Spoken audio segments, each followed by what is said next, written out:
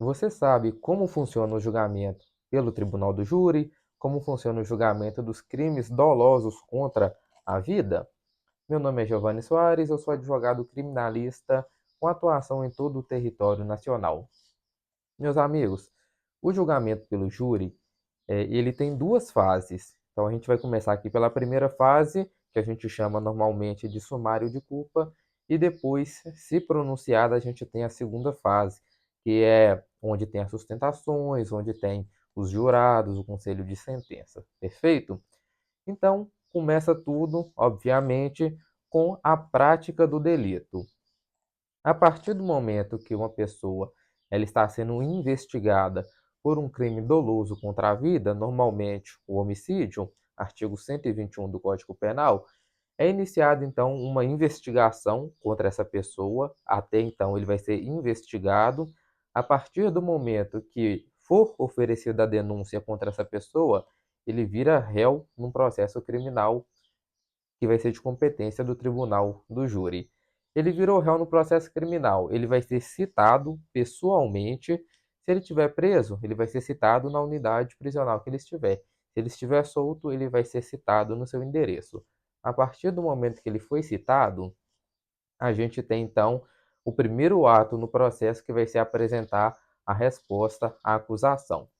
Nesse momento que a gente apresenta essa resposta à acusação, a gente pode alegar nulidades, apresentar documentos, requerer diligências, arrolar as testemunhas que serão ouvidas nessa primeira fase e pode até ser que a gente tenha uma situação de absolvição sumária, mas aí é uma situação muito difícil nessa primeira fase.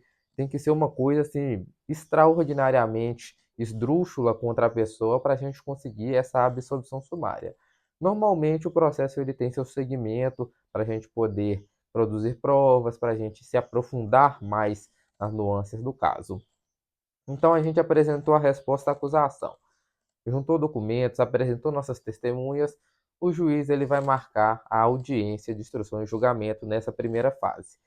Aí a gente vai ouvir essas testemunhas que nós apresentamos, as testemunhas que o promotor de justiça apresentar, ouvir perito se for necessário nessa primeira fase, produzir então as provas que a gente pretende que acompanhem o processo, até mesmo para nos ajudar na hora do plenário, certo? Audiência de instrução finalizada. Nessa, é importante frisar que nessa audiência de instrução e julgamento, a gente também vai ter o interrogatório do acusado, do réu. Então, depois de fazer tudo na audiência, ao final ele é ouvido. Finalizamos então a audiência de instrução e julgamento. O juiz ou ele abre vista, né, para poder fazer a sustentação oral, alegações finais orais, ou se não, se for uma questão mais complexa, a gente vai então fazer memoriais escritos, que é basicamente o que nós íamos falar ali na hora, a gente vai ter um prazo maior para fazer escrito e enviar ao juiz para ele avaliar. Finalizamos então todos esses procedimentos. Agora o juiz, depois de produzidas as provas, ouvidas as testemunhas, ele vai pronunciar ou impronunciar. Se ele pronunciar, é porque ele entende que tem materialidade, indício de autoria, ele acha que a competência tem que ser do conselho de sentença, ou seja, dos jurados.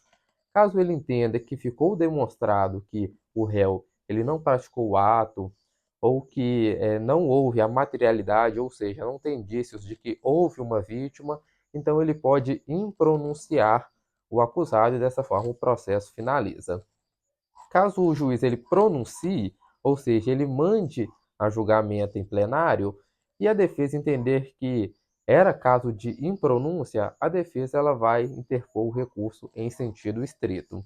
Caso a defesa entenda que não há necessidade, que é melhor ir a julgamento, então ela não vai recorrer, ou se não ela pode recorrer só para tentar tirar uma qualificadora que pode aumentar a pena, tentar ir para julgamento apenas se defendendo de um crime de homicídio simples, por exemplo, ao invés do homicídio qualificado, que também é uma boa opção. Se a defesa entender dessa forma, aí, passado isso, nós vamos a julgamento no plenário do júri. Essa foi a primeira fase. Então, resumindo a primeira fase, Primeiro, investigação, depois denúncia. A defesa ela apresenta a resposta à acusação, marca audiência de instrução e julgamento. Finalizada a audiência, a gente tem que apresentar nossos memoriais finais para o juiz decidir se ele pronuncia ou impronuncia o acusado. Então agora a gente vai passar para a segunda fase, perfeito? Na segunda fase, a gente vai ter prazo para poder, novamente, juntar documentos, requisitar algum perito que a gente quer que seja ouvido novamente, a gente vai poder apresentar novas testemunhas.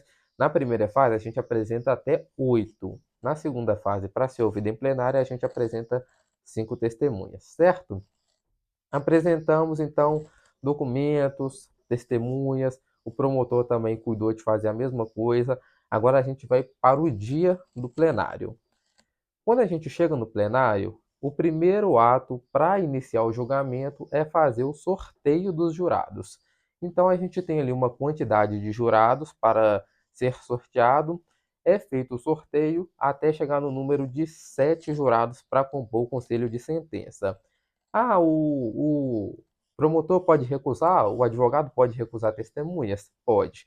Ele tem algumas recusas imotivadas, que não precisa justificar, e tem algumas que ele pode motivar e conseguir que ela seja retirada do julgamento. Mas, no total, nós precisamos de sete jurados para compor o conselho de sentença. Então, conselho formado. Agora vamos iniciar o julgamento. Primeiramente, a gente começa ouvindo testemunhas, ouvindo peritos, para a gente fazer a inquirição, o promotor inquirir da forma que ele acha necessário, e após a gente finalizar esses primeiros procedimentos, ouvir testemunhas, peritos, a gente, né, procede ao interrogatório do acusado. Então, o acusado ele novamente vai ter a oportunidade de falar no processo, agora em plenário. Ele pode escolher ficar em silêncio total, ele pode escolher ficar em silêncio parcial, ou seja, não responde promotor nem juiz, responde só a defesa, o que normalmente é recomendado, porque o promotor ele pode entrar num viés que faça com que o acusado ele entre em contradição e isso acabe sendo prejudicial para ele, perfeito? E, obviamente, se a vítima ela não faleceu, ela também será ouvida em plenário. Ouvimos todo mundo, apreciamos documentos, ouvimos os peritos, agora a gente parte para os debates orais, que normalmente é o que a gente costuma ver nos filmes, seriados, séries, enfim. É onde o promotor ele fala, ele acusa e o advogado defende logo após. Então, primeiro, quem fala? Promotor de justiça. Promotor, inicialmente, ele vai falar por 1 hora e meia. Depois que ele terminar de falar, a defesa ela tem 1 hora e meia também para se defender, né, das acusações. No caso, defendendo o cliente. Se o promotor de justiça ele entender que ele precisava de mais tempo, ele depois que a defesa terminar as suas 1 hora e meia, ele volta na réplica por mais 1 hora. E após ele utilizar a réplica, a defesa também terá direito à tréplica por mais 1 hora. Finalizamos os debates orais. E agora? Agora a gente vai para a votação dos quesitos. Nesse momento é o que a gente chama de sala secreta. Então, quem estiver presente tem que se retirar do plenário, ficando só os advogados, acusado e os jurados farão a votação dos quesitos. O que é quesitos? Quesitos é perguntas que são feitas aos jurados em relação ao fato para a gente definir se a gente vai condenar o acusado, absolver o acusado ou retirar alguma qualificadora eventualmente. Então, assim, a título de exemplo, como que a pergunta ela vem para o jurado? O jurado ele recebe a pergunta em mãos, basicamente assim: no dia tal, na hora tal, fulano de tal disparou com uma arma de fogo em ciclano de tal, ocasionando sua morte. Aí, se houve a morte, o jurado coloca lá sim. Se não houve, o jurado coloca não.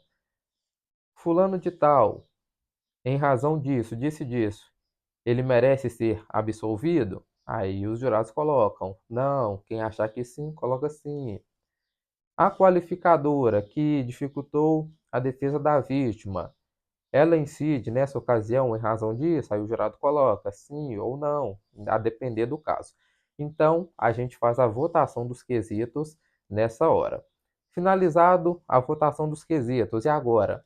Agora é hora de o juiz chamar todo mundo de volta que estava presente para poder fazer a leitura da sentença. Se pela absolvição, ele fala com o acusado que ele foi absolvido.